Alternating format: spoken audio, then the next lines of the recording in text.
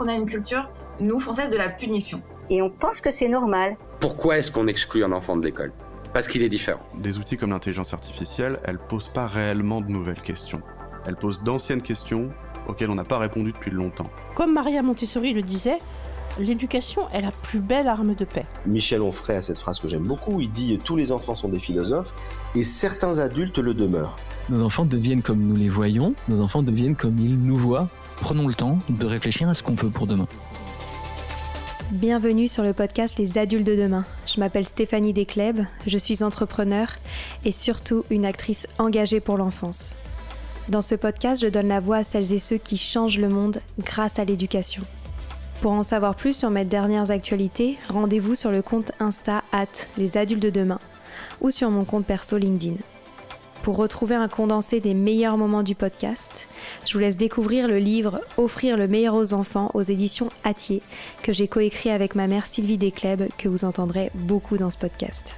Allez, je laisse place à un nouvel épisode. Flore Vasseur est une actrice très engagée sur les sujets de transition. Elle n'y va pas par quatre chemins. L'urgence est telle que nous devons, à travers l'éducation, mais pas uniquement, agir maintenant. Flore est écrivaine et réalisatrice, je la rencontre dans le cadre de son film documentaire Bigger Than Us, coproduit par Marion Cotillard, qui explore le quotidien de jeunes activistes à travers le monde. Depuis sa sortie en 2021, elle va à la rencontre des adolescents dans les écoles, où elle y organise des projections débats. Comment les jeunes vivent cette crise mondiale ? Quel rôle devons-nous adopter face à leur éco-anxiété grandissante ? Je rêvais d'interviewer Flore, la puissance de ses mots et de son engagement sont pour moi d'une très grande inspiration. Je vous souhaite une bonne écoute. Bonjour Flore. Bonjour. Je suis ravie de te retrouver aujourd'hui. Tu es auteure, journaliste et réalisatrice de documentaires dont Bigger Than Us, que j'ai découvert je pense il y a 3 ans et qui m'avait totalement bouleversée. Alors tu y suis des jeunes activistes de différents pays qui portent tous des combats différents mais qui ont en commun une soif d'agir très grande. Alors Bigger Than Us, c'est pas seulement une aventure humaine, c'est aussi une aventure cinématographique et surtout commune et collective. C'est devenu une plateforme pour encourager la prise de conscience, pour créer le débat. Tu participes à de nombreuses projections débats et tu es soutenue avec ce projet par le ministère de l'Éducation nationale. Alors comme tu le sais, le podcast Les Adultes de demain est plébiscité par les parents qui ont envie d'offrir une éducation différente à leurs enfants, mais aussi par les enseignants. Donc c'est pour ça aussi que ça m'intéresse beaucoup le travail que tu fais avec toute la communauté éducative. Mais avant d'y revenir, j'aimerais que tu reviennes sur la genèse de ce projet. Qu'est-ce qui t'a donné envie de parler des jeunes et plus particulièrement des jeunes face à cette crise sociale et environnementale ? Merci de m'accueillir, merci. Et merci pour tes mots sur le film. Moi, ça faisait... j'avais organisé toute ma vie professionnelle autour de la volonté de réveiller les adultes et de faire comprendre à notre génération, ma génération, enfin t'es un peu plus jeune que moi, mais grosso modo les adultes d'aujourd'hui, qu'il fallait absolument qu'on change notre façon de concevoir les choses, nos vies, le sens de tout ça, notre utilité, nos métiers, quoi. Et j'y arrivais pas. J'avais écrit un certain nombre de livres, eu la chance de travailler sur des films documentaires pour la télévision, écrit des chroniques à la radio, dans les journaux, et je m'épuisais et en fait ça marchait pas. Et à la même époque où je commençais à me rendre compte après 15 ans que ce travail d'éveil fonctionnerait pas auprès de ma génération. Mon propre fils m'a dit « Maman, ça veut dire quoi la planète ?» Enfin, m'a demandé « Maman, ça veut dire quoi la planète va mourir ? Et qu'est-ce que je peux faire moi pour qu'elle meure pas ? Et d'ailleurs, toi, qu'est-ce que tu fais ?» Et en fait, ces questions magiques, comme seuls les enfants savent poser, en fait, sans filtre, m'ont mis en mouvement. Pour faire ce film, parce qu'en fait, ce que c'est venu dire, c'est mon fils est en train de démarrer une éco-anxiété à l'âge de 7 ans. 2, ça fait X années que je travaille sur tous les complots, le dessous des cartes, que je suis capable de faire des liens entre la finance, la technologie et tout le tralala, et qu'à mon propre fils, je ne sais pas expliquer ce qui est en train de se passer avec des mots qui ne soient pas des mots d'adultes, et surtout avec en subliminal, enfin pas qu'en subliminal, mais avec la finalité de lui donner envie de vivre. Parce que quand votre enfant dit ça veut dire quoi, la planète va mourir? Il parle de son angoisse existentielle à lui. Et donc, je me suis dit que j'étais complètement à côté de la plaque et que, finalement, j'arrivais pas à convaincre les adultes. C'était peut-être une bonne chose, mais que, à l'endroit de la génération de mon fils, il y avait peut-être quelque chose à faire. Et c'est ça qui a lancé l'aventure, en fait. Comment faire face à l'éco-anxiété de ses propres enfants? Est-ce que tu penses d'ailleurs qu'il faut tout leur dire? J'en sais vraiment rien parce que moi j'apprends en marchant, quoi. Tu vois, j'ai pas. Si j'avais la solution, je la dirais à tout le monde. Je pense qu'on fait. Je suis pas dans toutes les familles. Moi, je sais ce que je fais. Ce que j'ai essayé de faire, ce que j'essaye de faire, et c'est une bataille de tous les jours. Enfin, c'est pas gagné.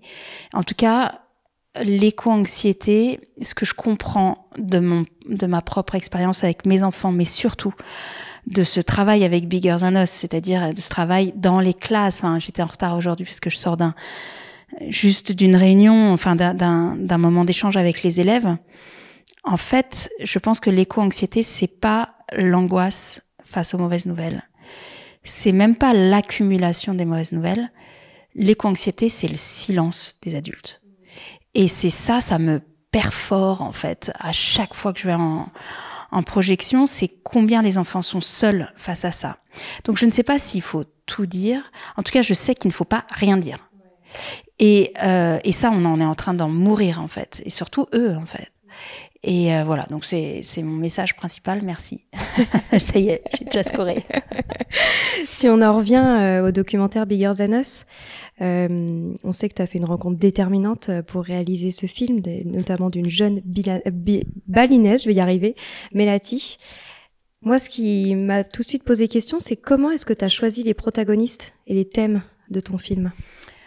Voilà, le point de départ, c'était donc mon fils, cette conversation suite à ces questions magiques. Et puis, la fin de cette conversation, c'est une forme de pacte. Je lui dis, je vais te faire un film pour t'expliquer. Et le premier film auquel je pense, c'est un film avec Melati. D'ailleurs, je l'ai réalisé. C'était à l'époque, je travaillais pour Arte. J'avais une petite case, un documentaire.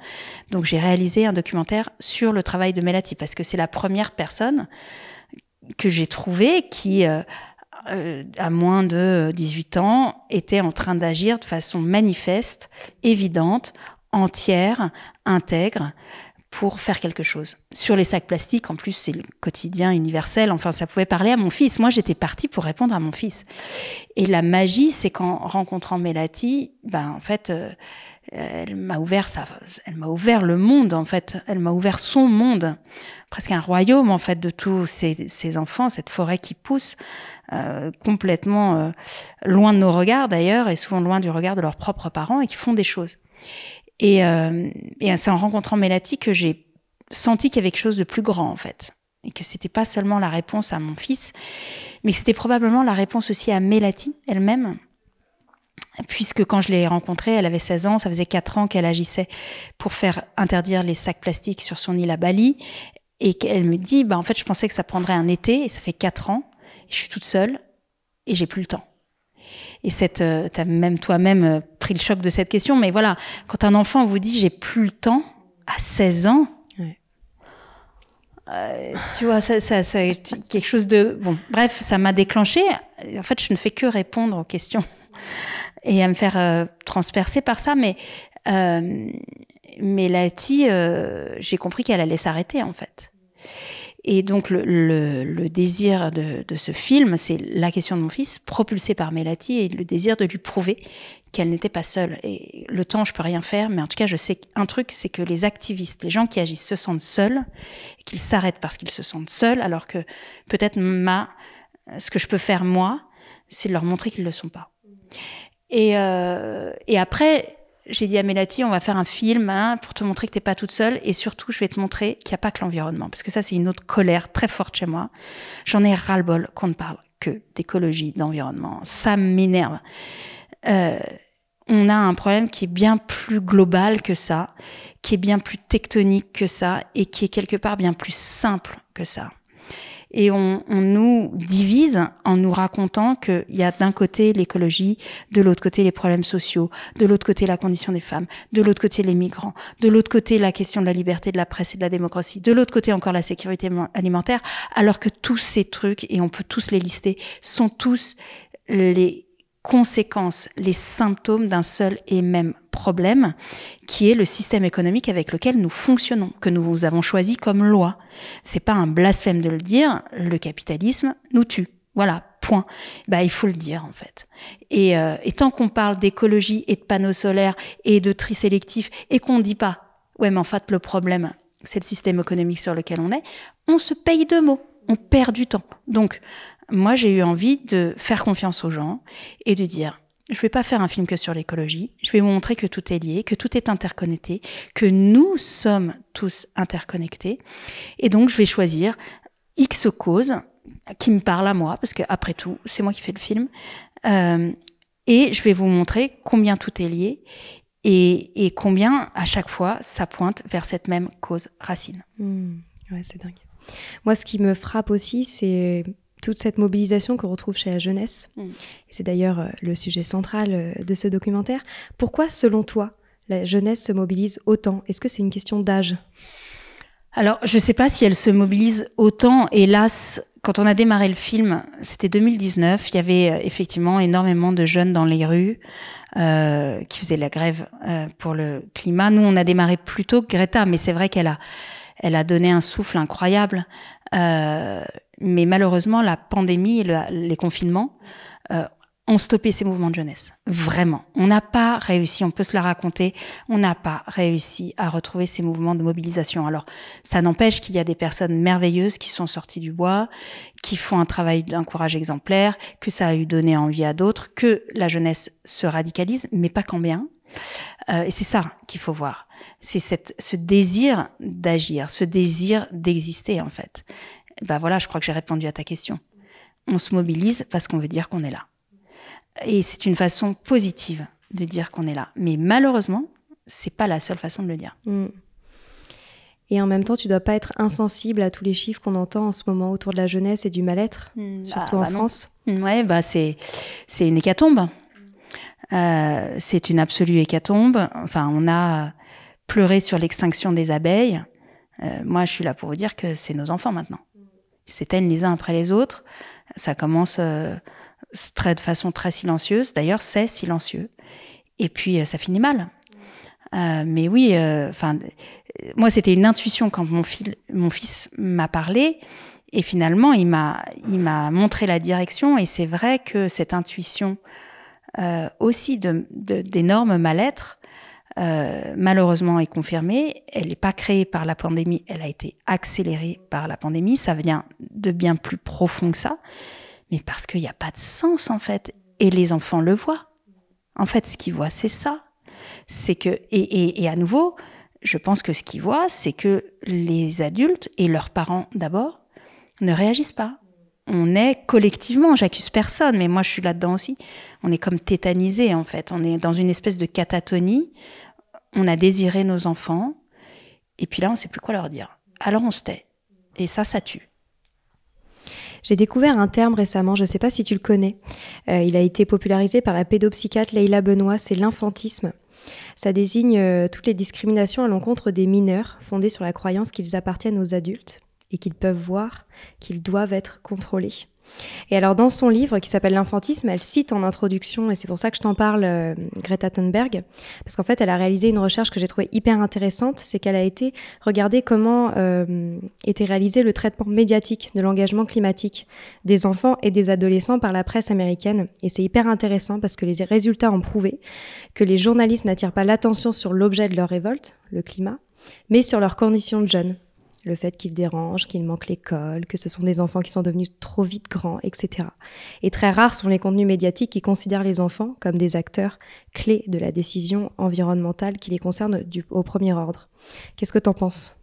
Je suis hyper d'accord. Enfin, c'est à nouveau une façon de noyer le poisson, de affaiblir le messager quand on veut pas écouter entendre, pardon, le message. C'est toujours la même histoire et je pense que qu'est-ce que ça dit ça ?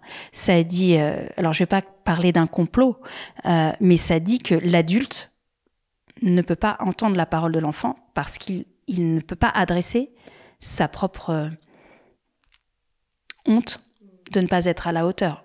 Parlons franchement. Je pense que là, quand vous savez toutes ces paroles, tu comprendras plus tard. Mais ça va de ça à oh là là, Greta, regardez toutes ces singularités, regardez, elle est bizarre, elle a machin. Pour ne pas entendre son message. Donc c'est vieux comme le monde. Enfin, on a tous été ados ici, on a tous vu ça.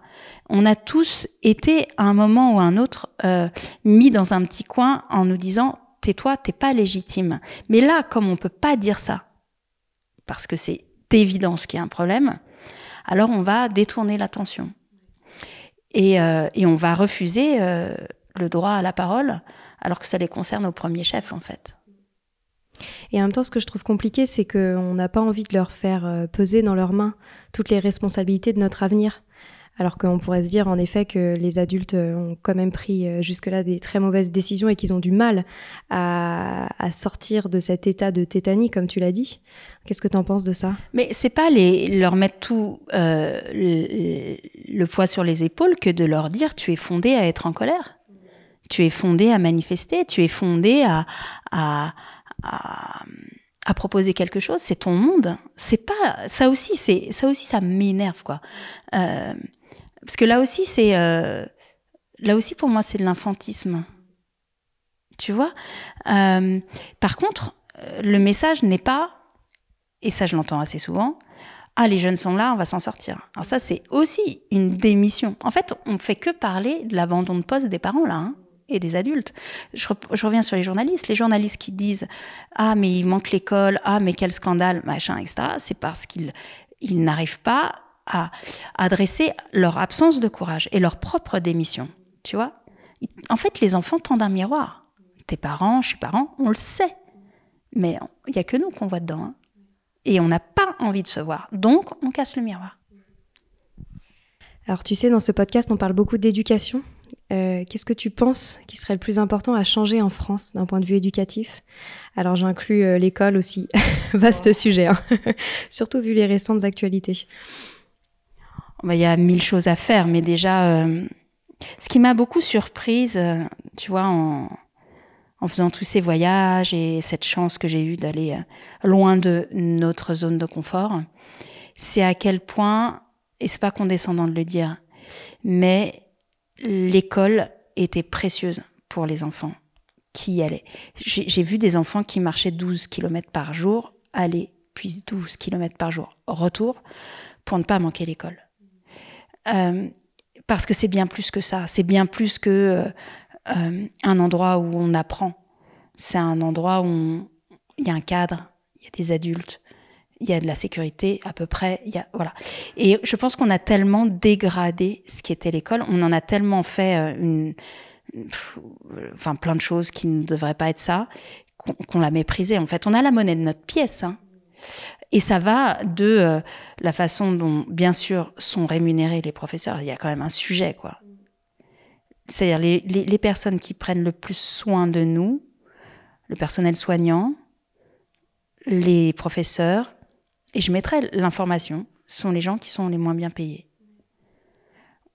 Où sont je veux dire, ça fait longtemps, c'est pas ce gouvernement-là, ça fait extrêmement longtemps qu'on a lâché ça. Au nom du profit, au nom de l'efficacité, au nom de la rentabilité, etc. Et au nom des... Enfin bref. Et ça, c'est un choix de société, en fait. C'est ça que ça dit. Donc, pour moi, mais malheureusement, quand je dis ça, j'ai l'impression d'appartenir au gouvernement Attal, quoi. Voilà. L'école, et c'est pas seulement ça, les personnes qui prennent soin de nous, il faut tout revaloriser, en fait. La fonction, et ça doit se marquer dans la matière. Ça doit se marquer dans la matière absolue. Après, ça fait 2 ans que je suis sur les routes et que je vois des professeurs tous les jours et rien qu'une tout à l'heure. Pour moi, c'est les héros, quoi.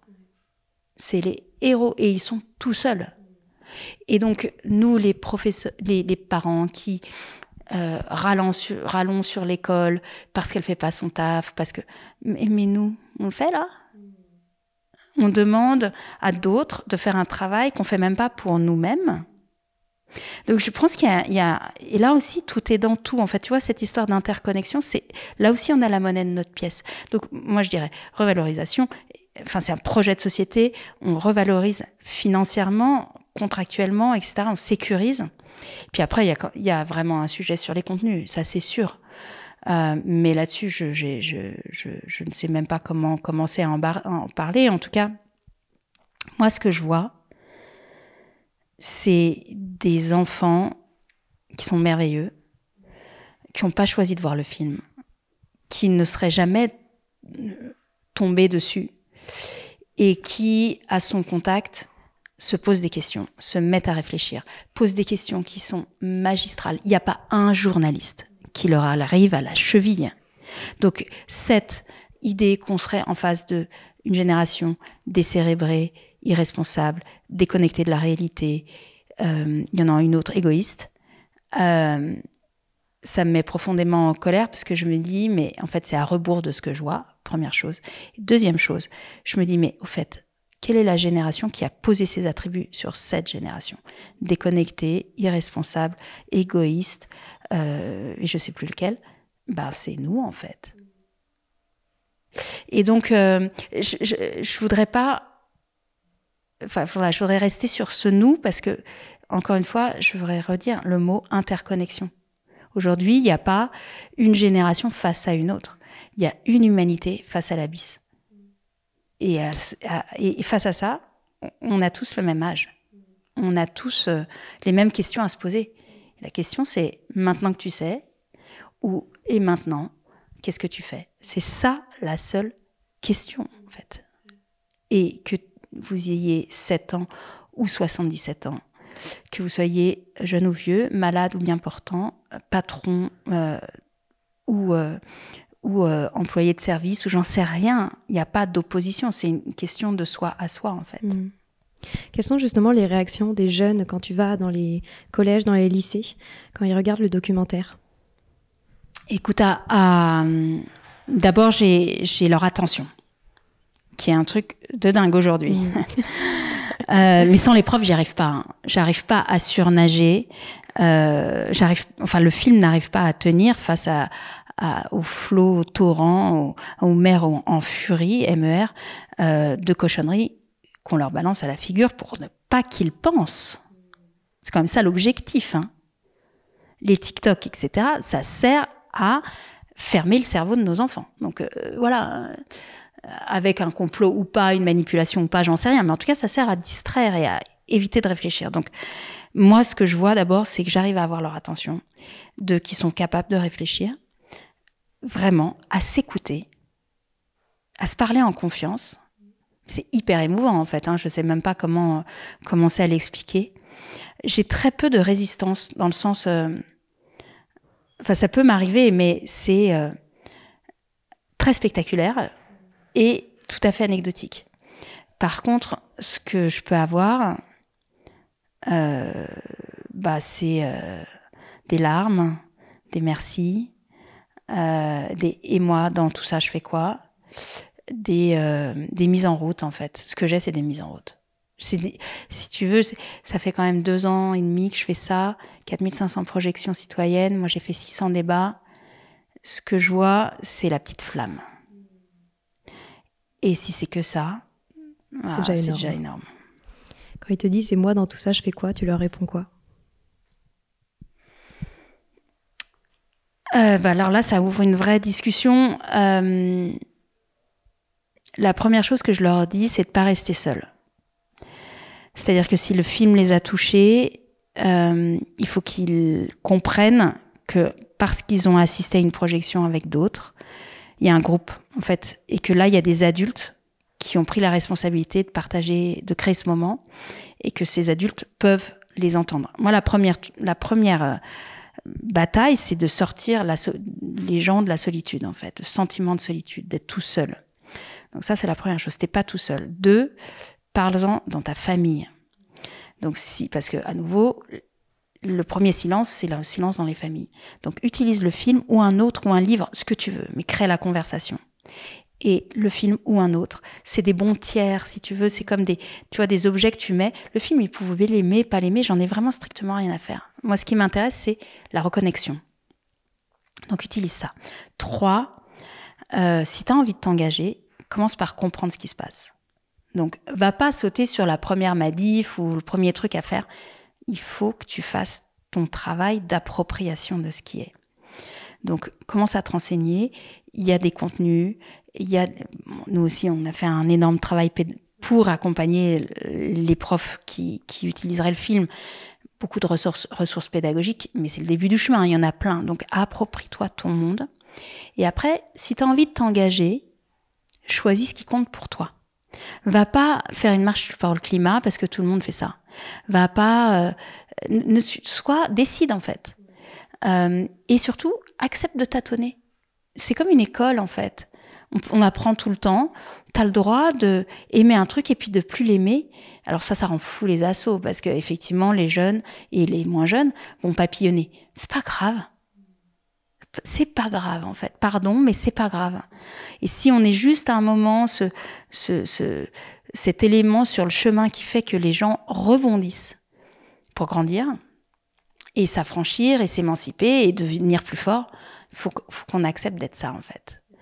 Voilà, c'est ça que je dis. Et la dernière chose que je dis beaucoup, c'est un peu dur, mais je pense que c'est vrai. Ils sont capables, enfin, on est tous capables de l'entendre, et ça, surtout, ça me paraît important.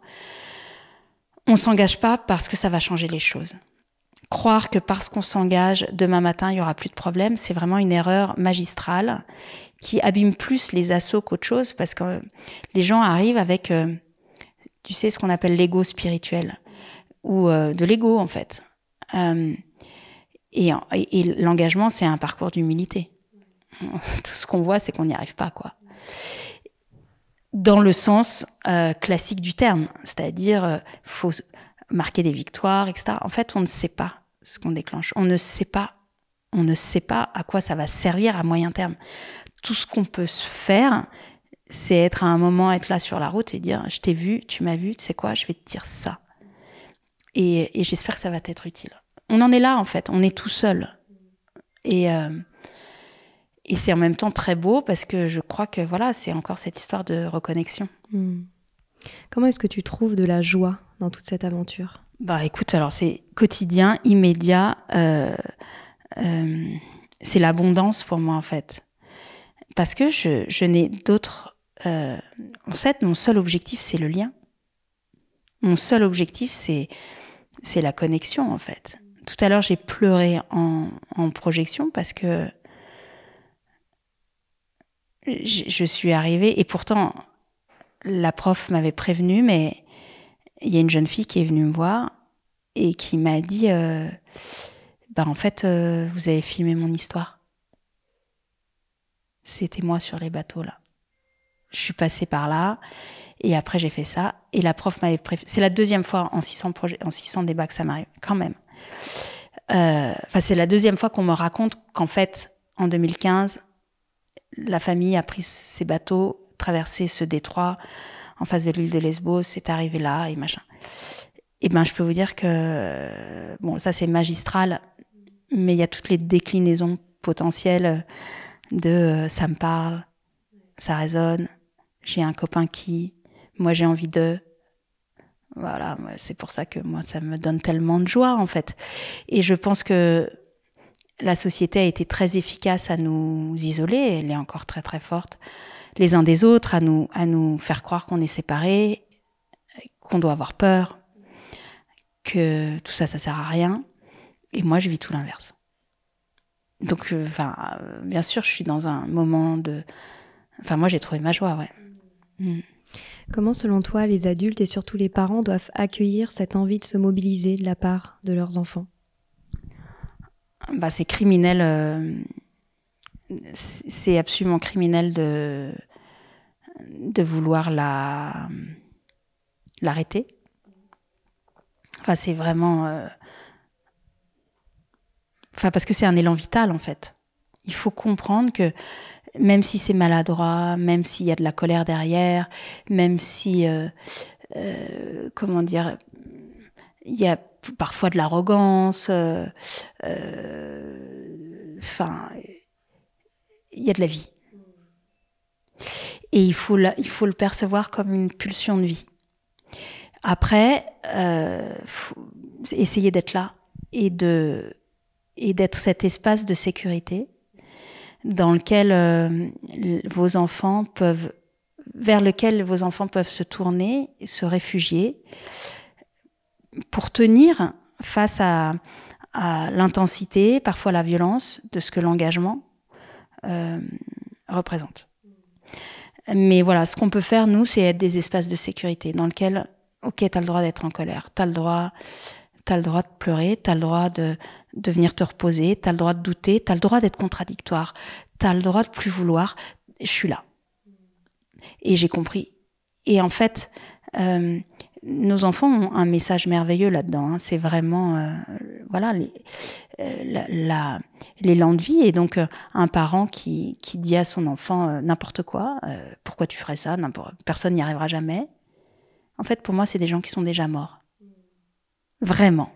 Tu vois, spirituellement, voilà. C'est des gens mais donc, il y a la question, mais alors pourquoi vous avez fait des enfants, quoi ?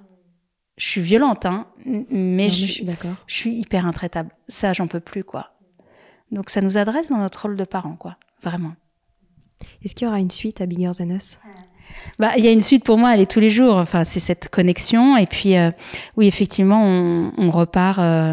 On a vraiment la chance de pouvoir avoir les moyens de repartir dans chacun des pays du film pour faire 3 choses. Je te l'ai dit, on a fait 4500 projections ici, le film est dans 57 pays, mais dans la plupart des cas, il n'est pas dans les pays de nos protagonistes. Donc on va organiser une vague de projections citoyennes dans leur pays. Dans le même voyage, on va cranter les premières actions d'une association qu'on a créée qui s'appelle Bigger Than Us Support, qui vise à soutenir à long terme la jeunesse qui s'engage. Et on va commencer par nos protagonistes parce qu'on leur doit tout. Et la 3e chose, c'est qu'on va filmer ce qu'ils sont devenus. Parce qu'on les a finalement filmés en 2019, tu vois. Ah ouais. Ça fait 5 ans. Entre-temps, il y a eu les confinements, la pandémie, les méga-feux, les guerres, la folie, l'absurde qui a explosé. Comment ils vont ? Et parce qu'en fait, cette question de qu'est-ce qu'ils sont devenus, c'est l'une. Après, qu'est-ce que je fais ? C'est la 2e question. Bien sûr. Donc, moi, si tu veux, j'ai fait un énorme focus group et je vois bien, voilà, ce qu'il faut que je fasse. Mais, donc voilà, c'est ça. Mais à ce stade, je ne sais pas si ça va être un film de cinéma, un long format sur YouTube, un documentaire pour une chaîne de télévision. En fait, je sais qu'il faut que je reparte. Voilà. Alors tu sais, il y a beaucoup d'enseignants qui nous écoutent et je suis certaine qu'il y en a beaucoup qui seraient intéressés pour ces formats de projection débat. Comment est-ce qu'ils doivent s'y prendre pour les organiser ? Alors c'est hyper simple, on a un site qui s'appelle biggerthanus.film sur lequel l'un des trucs les plus visibles du site, c'est organiser une projection. Et donc, c'est pas seulement les professeurs. Hein. Nous, on a des enfants qui organisent dans leur collège. Ça peut venir des élèves eux-mêmes. On a des universités, on a des entreprises, on a même des élus qui organisent des projections. Donc, on a fléché pour chacun d'entre vous les instructions. Mais grosso modo, ça vient toujours à la même chose. D'abord, regardez le site et regardez comment ça fonctionne. 2, faut remplir un formulaire. Et 3, en fonction du nombre de personne que vous êtes, de mes disponibilités, je viens ou pas. Voilà. Mais en fait, on en a fait 4500, ça continue. Donc voilà, c'est vraiment pas la mer à boire. Et ça peut se faire au cinéma, si ça vous dit, ça peut se faire aujourd'hui dans vos classes, dans vos amphithéâtres, dans vos salles de réunion. Vous pouvez être 2, 1500. Voilà, c'est le film. Malheureusement, à ce stade, je n'ai pas réussi à le libérer complètement. Mais en tout cas, c'est vrai qu'il y a eu un gros travail du distributeur et de moi-même auprès des professeurs, mais aussi des universités. On a surtout un partenariat avec le ministère de l'Enseignement supérieur. Parce que voilà, vous le savez, enfin, les professeurs savent mieux que nous, parents, combien ça peut être utile d'avoir un objet film pour Bien sûr. déclencher des conversations. Donc, utilisez-nous, on est à dispo, on est là. Et c'est pas parce qu'on repart en tournage, au contraire, qu'on est moins là. J'ai envie de te poser 2 dernières questions. Il y en a une que j'aime beaucoup poser, c'est selon toi, qu'est-ce que les enfants ont à nous enseigner ? La dignité. Et ma dernière question, c'est la question rituelle du podcast, tu sais, qui s'appelle Les adultes de demain. Qu'est-ce que tu souhaiterais aux enfants d'aujourd'hui, les futurs adultes de demain ?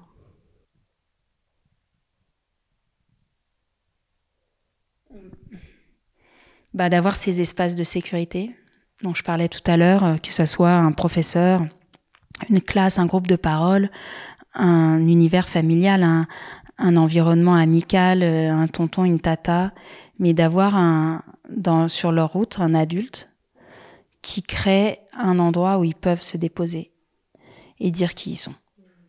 Et voilà, je pense que c'est précieux à tout âge, mais j'ai l'impression que c'est vital aujourd'hui pour cette génération. Ouais. Merci infiniment Flore Merci. pour ce moment. Et je le redis pour nos auditeurs, je les invite vraiment à se rendre sur le site. Tu l'as dit, c'est biggerthanus.film. Donc on retrouve les liens pour regarder le film en streaming, les ressources comme tu l'as évoqué qui sont pédagogiques et qui permettent de creuser le sujet, mais également pour organiser ces projections. J'étais ravie de t'avoir avec moi aujourd'hui. Merci infiniment d'avoir écouté cet épisode. J'aimerais prendre le temps de remercier tous ceux qui s'abonnent à la chaîne du podcast, qui laissent des avis et des notes sur Apple Podcast ou Spotify. Ça paraît rien, mais ça fait toute la différence pour faire connaître notre travail qui est complètement indépendant. Pour me retrouver, je vous rappelle que vous pouvez aller sur le compte Instagram des Adultes de Demain ou sur mon compte LinkedIn perso. N'hésitez pas à me partager vos retours sur cet épisode ou sur le podcast en général, ça fait tellement du bien de vous lire. Je vous dis à très bientôt pour un nouvel épisode.